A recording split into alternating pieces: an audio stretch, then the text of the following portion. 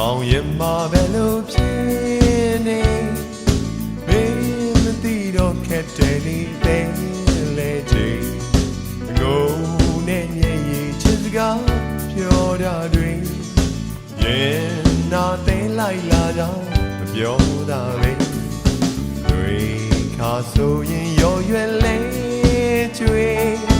ပေါင်းရဲ့နှလုံးသားဒီလိုပဲဖြစ်မလဲမေးတဲ့ပတ်သက်လာတော့အခက်ဖြာဝေးလွယ်လေးနဲ့သူကအမုန်းပါမကြည့်